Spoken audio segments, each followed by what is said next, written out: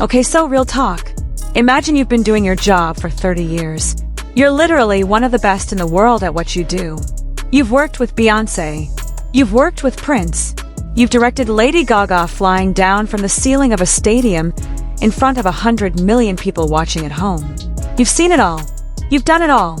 Nothing surprises you anymore. And then one day, someone shows you a clip of ParkJimin dancing.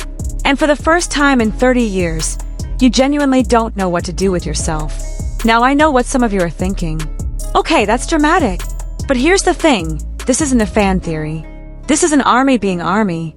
This is literally what happened to Hamish Hamilton, one of the most respected live show directors on the planet, when he took on the job of directing BTS's comeback live on Netflix. And today I want to break down exactly why Jimin, out of every single artist Hamilton has ever worked with, became what he called the biggest challenge of his entire career. Stay till the end, because I'm saving the craziest part for later. There's a moment that happened during rehearsals in Seoul that I genuinely could not believe when I first heard about it. And yes, it involves Jimin. Let's get into it. Who is Hamish Hamilton? Alright, so first, for anyone who doesn't know who Hamish Hamilton is, let me paint the picture real quick, because context matters here.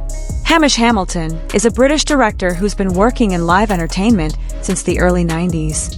And when I say he's directed big shows, I don't mean like decent-sized concerts. I mean the biggest stages on the planet. Super Bowl halftime shows. Multiple ones. We're talking Beyoncé's 2013 performance, which people still call the greatest halftime show ever made. Prince in the Rain in Miami. Coldplay and Bruno Mars. Lady Gaga. Jennifer Lopez and Shakira. He's done them all. Outside of the Super Bowl, he's directed the Grammys, the Brit Awards, world tours for Adele, Muse, and David Bowie. The man has basically seen every major live performance moment of the last 3 decades from behind a camera. So when someone like this, someone who has literally directed Beyoncé, turns around and says that a K-pop idol was the most challenging performer he's ever worked with, that's not a small statement. That's huge. And the quote that went around was this: Jimin is the biggest challenge I've ever faced as a director. Not because he's difficult, quite the opposite. He's too perfect. And that perfection is what makes my cameras feel inadequate. Too perfect. His cameras felt inadequate. I've been sitting with that quote for a while now, and honestly, the more I think about it, the more fascinating it gets. So let's actually break down what he means, because there are 3 specific things about Jimin that Hamilton and his team identified as genuinely unprecedented challenges. Okay, so the first one is a technical problem. And it's one that honestly blew my mind when I found out about it. So here's how live show directing works. You've got a multi-camera setup. Some cameras are static, some are on cranes, some are handheld, some are on rails. All of them are working together to follow the performer around the stage. And modern camera systems are actually really sophisticated. They use tracking algorithms to predict where a performer is going to move, so the camera is already in position before the performer gets there. Cool system, right? Works great for basically everyone. Except Jimin. And here's why. Think about the way Jimin dances. Like, actually think about it. In a single bar of music, he can go from this slow, fluid, almost water-like movement to something completely explosive, and then back again. Not over the course of a minute, over the course of a few seconds. The tracking algorithms that live cameras use are built on an assumption that performers move in somewhat predictable patterns. That there's a logic to how their body moves that the camera can learn and anticipate. Jimin doesn't have a pattern that machines can predict. The transitions happen too fast. The changes in tempo are too extreme. The camera system kept getting caught off guard. So what did Hamilton do? He brought in 2 extra handheld cameras. Just for Jimin. 2 experienced operators whose only job for the entire show was to follow one person. Don't lose Jimin. That's the whole brief. And just to be clear, this is a production that already has a massive camera setup. Adding 2 dedicated cameras for 1 member out of 7 is not a small call. That costs money, that takes planning, that changes the whole logistics of the show. But Hamilton felt it was necessary, because the alternative was missing moments that he knew could never be recreated. And that's just problem number 1. Okay, so the second reason is less technical and more. I don't even know how to describe it. Psychological? Visual? Let me try to explain. There's this concept in filmmaking called screen presence. It's basically the quality that makes certain people impossible to look away from when they're on screen. Some actors have it, some don't. And among the ones who do have it, it comes in different levels. Hamilton said that the first time he watched footage of Jimin on a big screen, not on his laptop, not on his phone, but in an actual editing suite on a proper large display, he stood there in silence for a few seconds after the clip ended before he realized he'd been holding his breath. He described it like this: "There's a quality to Jimin where the camera behaves like gravity. The audience's attention gets pulled toward him even without being directed there. Usually I'm the one who decides where the viewer looks. With Jimin, he decides. And okay, as someone who watches a lot of BTS content, that tracks completely. You know what I'm talking about. You could be watching a full group stage, and somehow your eyes always find Jimin. But here's why this is actually a problem for a director. BTS is not a solo act. There are 7 members. Hamilton's job is to make sure the visual narrative is balanced, that everyone gets their moment, that the story of the group is told properly, not just the story of one person. But how do you maintain that balance when the laws of visual physics are basically working against you? When the camera gravitates toward one person and the audience's eye follows, how do you manage that without either shortchanging the other members or artificially suppressing something that's genuinely magnetic? Hamilton said he had to develop a completely new approach to shot sequencing that he'd never used before. The goal was to work with Jimin's presence rather than fight against it, to use it as an anchor and build the group narrative around it rather than treating it as something to be managed. 30 years of directing experience, and he had to develop a new technique. For one performer, this is the one that I think is the most fascinating. And honestly, it's the most Jimin thing ever. So think about being a camera operator at a live show. Your job is to make a split-second decision. When do I zoom in on this performer's face? When is the moment worth capturing in close-up? For most performers, even really great ones, this is manageable. They tend to hold an expression for a phrase, or a verse, or at least a few bars. You can read where they're going emotionally and anticipate the right moment. Jimin's expressions change with every single note. Not every section, not every phrase, every single note. In one line of a song, his face can tell 5 completely different emotional stories back to back. And here's the thing, none of it reads as performance. None of it looks put on. It all looks completely genuine, like he's living through every single word of the lyric in real time. Which is incredible. But from a directing standpoint, it creates a nightmare. If you zoom in at the wrong moment, you miss the best expression. If you zoom in too often, you break the flow of the choreography and lose the group dynamic. And you have maybe a third of a second to make the call. Hamilton's solution: he assigned a dedicated assistant director specifically to Jimin. One person, whose only job during the entire show was to watch Jimin and call out to the camera operators when to go in for a close-up. One dedicated AD for one performer, out of 7. In 30 years of directing, Hamilton said he'd never done that for anyone. Okay, so at this point you might be thinking, sure, Jimin is amazing, but wasn't Hamilton already prepared? Like, didn't he know what he was getting into? And the answer is yes. He tried really, really hard to prepare. More than he's ever prepared for any other project.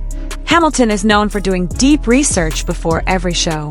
Before Beyoncé's Super Bowl, he spent weeks going through every concert video she'd ever released. For Coldplay, he watched hundreds of hours of tour footage. For BTS, and specifically for Jimin, he watched over 200 hours of performance footage across 8 weeks.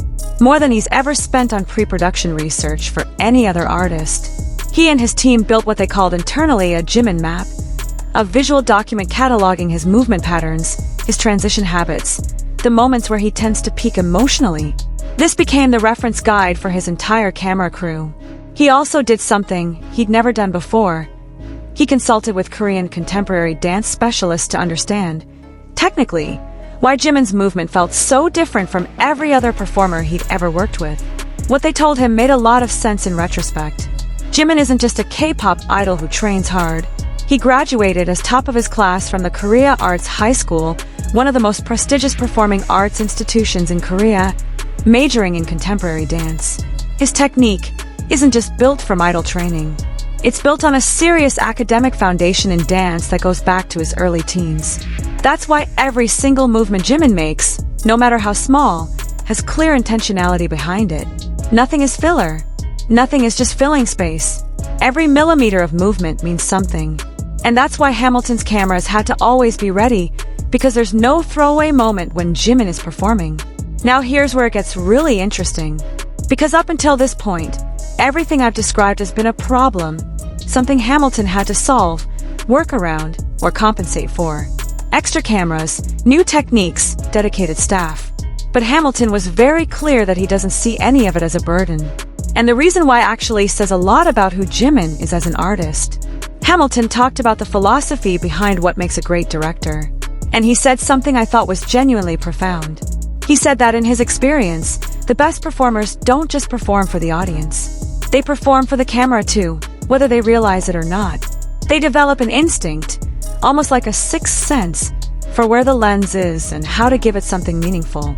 And with Jimin, he said it was something he'd never experienced before. Jimin doesn't perform for the camera. He performs through it. Like the camera is not a piece of equipment pointed at him. It's another person in the room that he's connecting with emotionally. That sounds like a small distinction, but it's actually massive. Because when someone performs for the camera, there's always a slight artificiality to it. A tiny moment where the performer clocks the lens and adjusts. You can feel it, even if you can't always see it. With Jimin, Hamilton said, that never happens. He never adjusts. He never clocks the lens and shifts. His performance is the same whether the camera is 3 feet from his face or across the stadium.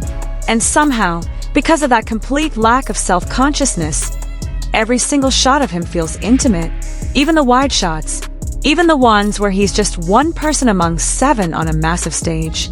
Hamilton said he spent a lot of time after the first rehearsal just thinking about that. About how you develop that quality as a performer. How you get to a place where the camera stops being an obstacle between you and the audience and starts being a bridge. And his conclusion was that you can't really teach it. You can't train it. It's something that comes from performing with complete honesty, from being so fully present in the moment that there's no bandwidth left for self-awareness. Which, if you know anything about Jimin and how he approaches his performances, makes total sense. He's talked in interviews about how when he's on stage, he's not thinking about how he looks or whether he's hitting the marks correctly. He's thinking about the feeling he wants to give the people watching him. That's it. That's the whole focus. And Hamilton said, that's exactly the quality that had been making his job both the hardest and the most rewarding of his career. Because when you're directing someone who performs with that level of genuine presence, you stop thinking about camera angles and shot lists and start thinking about something bigger. About how to honor what's happening in front of you.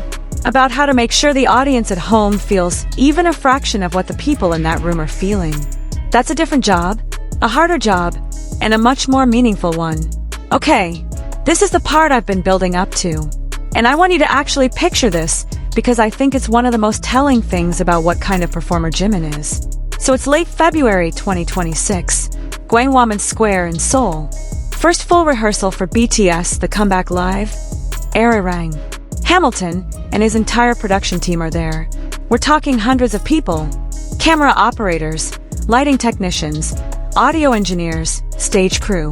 Everyone is running around doing their jobs, setting up, checking equipment, making adjustments. The organized chaos of a major production coming together. BTS starts rehearsing. They run through one of the new songs from the Arirang album, a song that hasn't been released yet, that nobody outside the production has ever heard. And then Jimin starts his solo section. And without anyone saying anything, without any instruction from anyone, without any cue or signal, the entire crew stopped. Hundreds of people who do this for a living. Professionals who've worked on major shows all over the world and have long since stopped being impressed by things because they've seen everything. All of them stopped what they were doing and just watched. Hamilton talked about it afterward and said, I've been present at Beyoncé rehearsals. I've watched Prince perform. But when Jimin started moving during that run-through, I witnessed something I've rarely seen in my career. Hundreds of experienced production crew members who are normally completely unaffected by anything, all stopping and staring in silence. That's when I finally understood why ARMY is the way they are. That moment changed Hamilton's plans significantly. Shots he'd spent weeks planning got reworked. Camera positions got moved. The amount of time dedicated to Jimin close-ups in certain sections got extended, because sometimes reality just surpasses everything you thought you'd prepared for. So let's bring this all together. Hamish Hamilton has directed Prince, Beyoncé, Lady Gaga, artists whose names are going to be in history books, and he never described any of them as the biggest challenge of his career. Not until he met ParkJimin. And I think it's worth being clear about what that actually means, because I don't think Hamilton is saying Jimin was difficult in a negative way. I think he's saying something much more interesting than that. He's saying that Jimin pushed him in a way nobody else ever has. That working with Jimin required him to grow as a director in ways he didn't expect after 30 years. He put it really well. I've directed over 1,000 shows in my career. But I know that when people ask me about my work someday, there's one name I'll always bring up. ParkJimin. Not because he's the most famous person I've ever worked with, but because he's the first person who made me feel like a first-year director who just remembered why he fell in love with his job. BTS The Comeback Live. Arirang hits Netflix on March 21st, 2026.